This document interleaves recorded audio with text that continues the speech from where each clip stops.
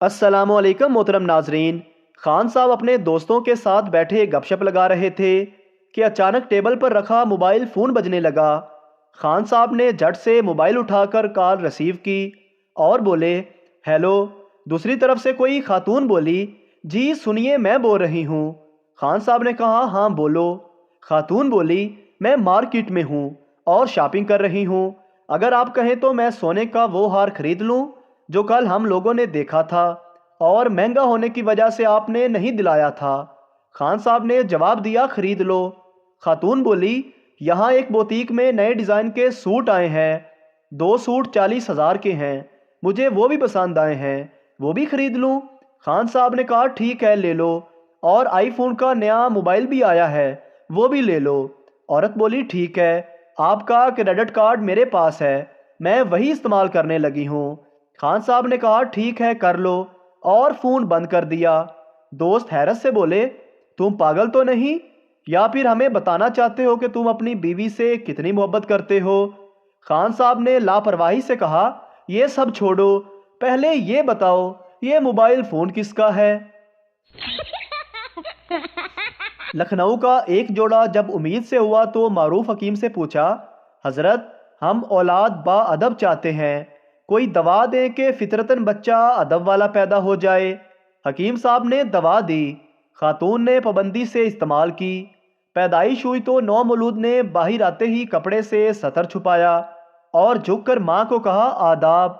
सब खुशी से झूम उठे, वाह क्या हिकमत है, क्या औलाद हुई, पुराना लखनऊ जिंदा हो गया। साल बाद दोबारा उम्मीद हुई तो खातून ने दवा मिकदार से ज़्यादा ले ली। अच्छा है कि बेबी ज़्यादा आदाब वाला आए।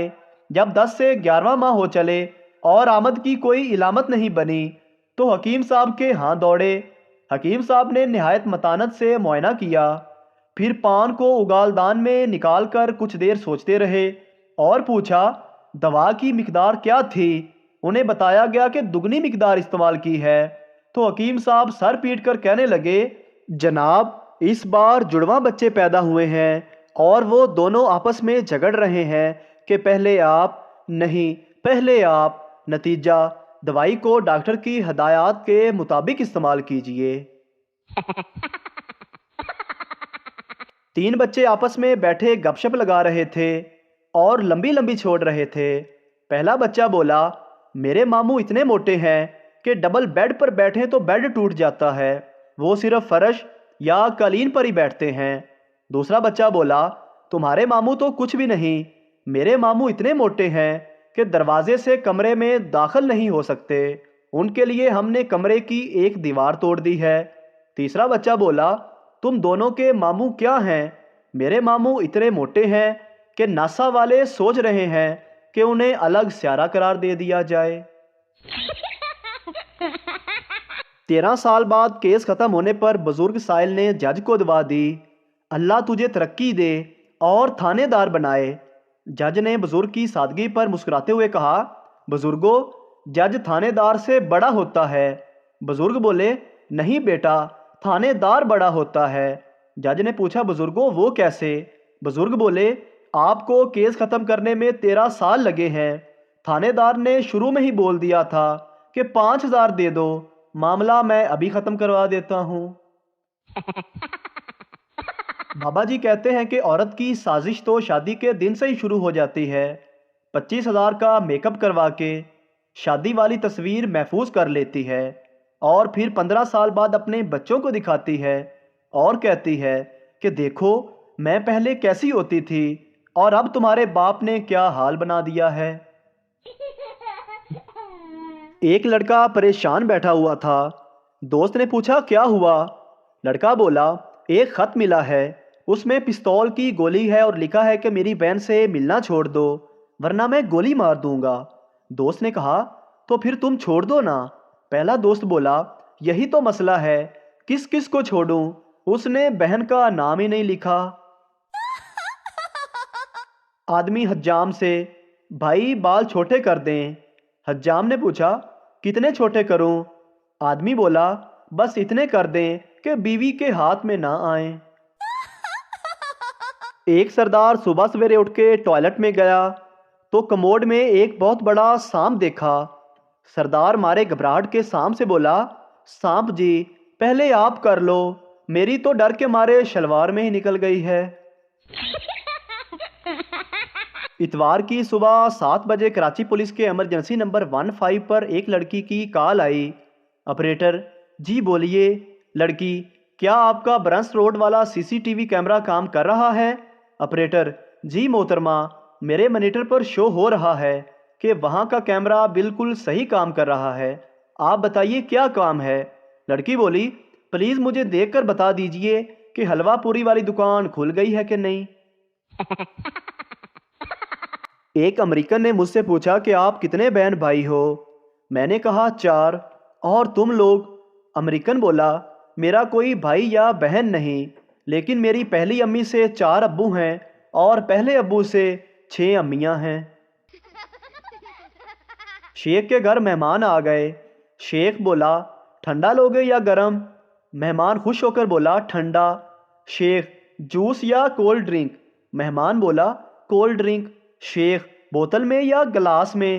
مہمان گلاس میں ہی دے دو یار۔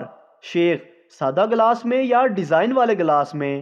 مہمان تنگ آ کر بولا، ڈیزائن والے گلاس میں دے دو بھائی۔ شیخ سوری یار، ہمارے گھر ڈیزائن والا گلاس نہیں ہے۔ ایک صاحب کے گھر چور گھس آیا۔ انہوں نے بڑی ہوشیاری سے کام لیتے ہوئے چور کی کن پٹی پر پستول رکھا اور ہاتھ اوپر کروایا، منہ دیوار کی طرف کروا کے کھڑا کر دیا۔ اب سوچنے لگا کہ شور مچا کے محلے والوں کو بلایا جائے یا فون پر پولیس کو اطلاع دی جائے۔ اسی دوران میں پپو پانی کا گلاس ہاتھ میں لیے ہوئے دوڑتا ہوا آیا اور کہنے لگا، ابو ابو پستول میں پانی بھر لیں، یہ پانی کے بغیر نہیں چلتا۔ بیوی، آپ کے دوست نے آپ کو بیوی کے جنازے پر بلایا ہے، آپ جا کیوں نہیں رہے؟ شوہر، مجھے جاتے ہوئے شرم آ رہی ہے۔ بیوی، ارے شرم کیوں آ رہی ہے؟ شوہر، وہ مجھے اپنی چوتھی بیوی کے جنازے پر بلا رہا ہے اور میں نے اسے آج تک ایک بار بھی نہیں بلایا۔ بیوی نے کال کر کے اپنے شوہر سے کہا کہ آ کر مجھے اپنی امی کے گھر سے لے جائیں۔ شوہر، ابھی 2 دن پہلے ہی تمہیں وہاں چھوڑ کر آیا ہوں، تھوڑے دن اور رہ لو۔